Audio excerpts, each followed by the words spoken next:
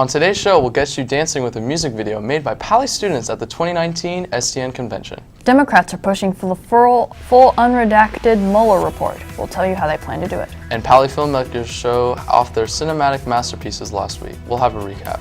All that and more is coming up on today's show. Welcome to InFocus. Today is Friday, April 19th. I'm Thomas Colburn. And I'm Jason Goldie. First, let's check in on what's going on with today's campus bulletin. Changing Our School Week aims to bring the Pali community together through a variety of themes and events throughout next week. The themes for each day are up on the screen. The quad will be full of activities as well as performances for students to enjoy. The Pali Choir Spring Concert is coming up later this month.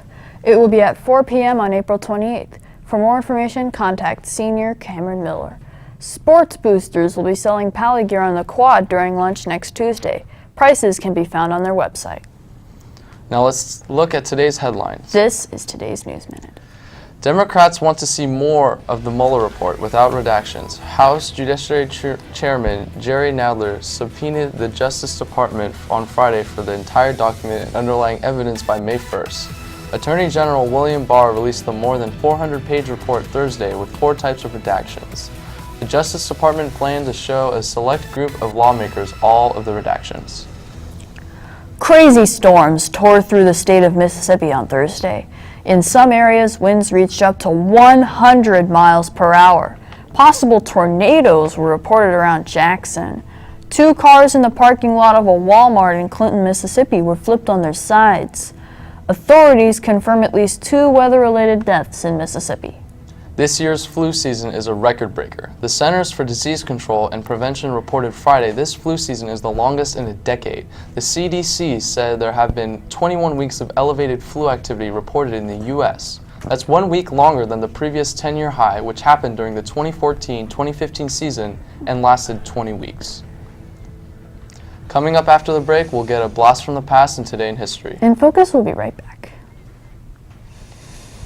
It's regular. So that's $12. What would you spend that $12 on if you didn't have to spend it on this?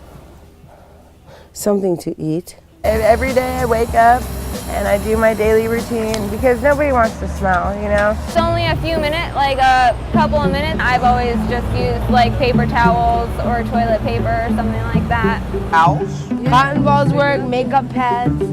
I've used socks. I had an old tank top that was bleached and I stripped it. I had to go and rinse it out, squeeze it out, dry it, put it back. Went like 4 times that day. I know where to shower daily. I know where to keep work clothes. It's not as easy as get a job.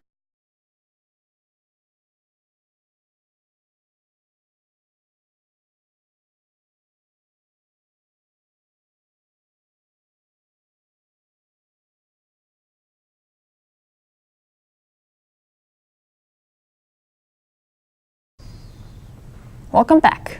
Jason, I'm sure glad the weekend is here. I think I might have a movie night.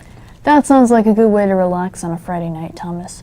But last week on Friday night, Pali students, parents, and staff gathered in the pack to watch some unique movies. These films were created by Pali students in Pali Video Production Program. InFocus reporter Ruben Vinlong was there and has this. Last Friday was Pali's 6th annual Film and Animations Festival, which showcased films and animations made by Pali students. Video production and graphic design teacher Brett Griffith describes the purpose of the film festival. The mission of the festival is to celebrate excellence in filmmaking, graphic design, and animation that we make here at Pali up in MAC 202.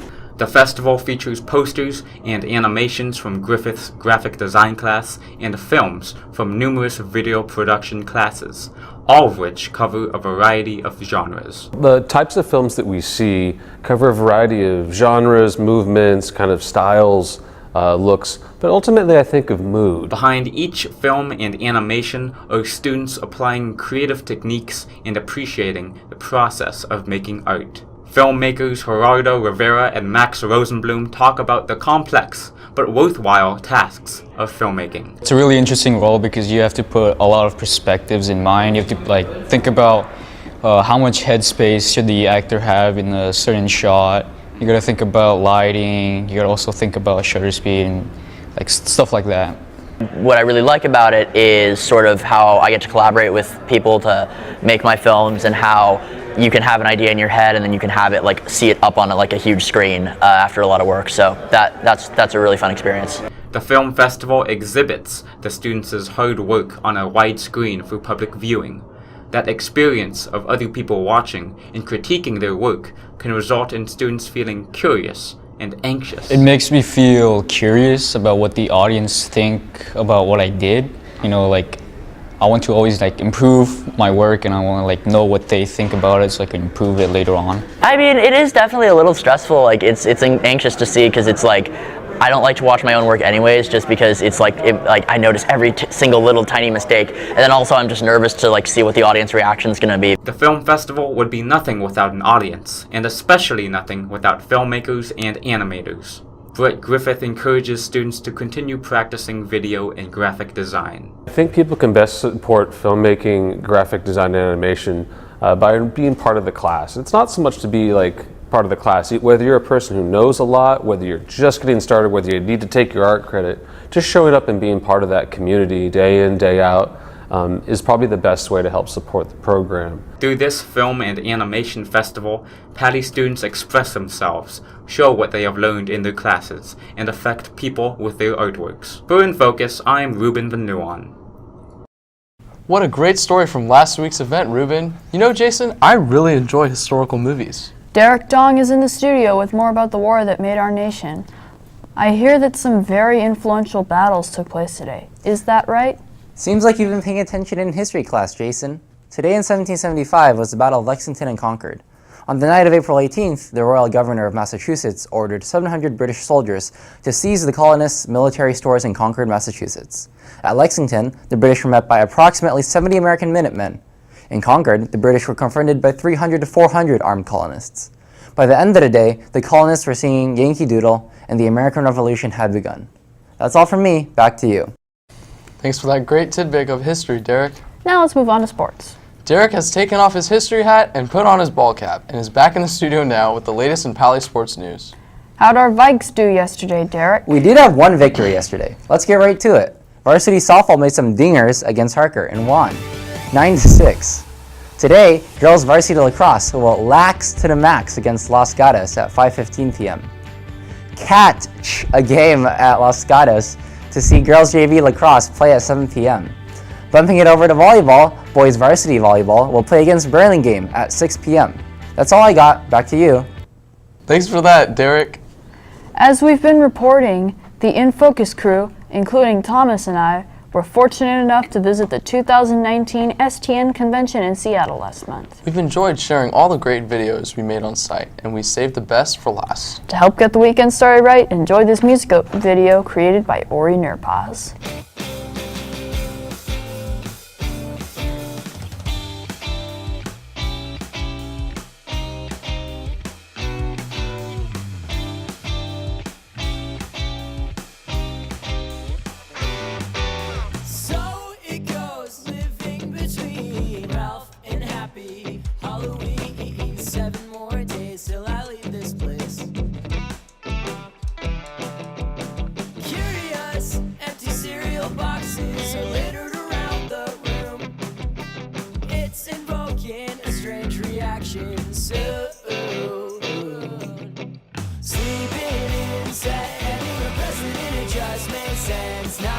Sensitive when all I do is fool around with you.